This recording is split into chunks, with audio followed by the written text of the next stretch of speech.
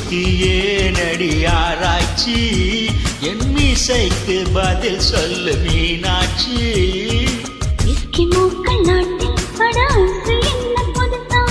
காமராஜன் உதட்டில் அடிக்கிசு என்ன புதுசா அடிக்கிசு என்றால் உதடுகள் பிரியும்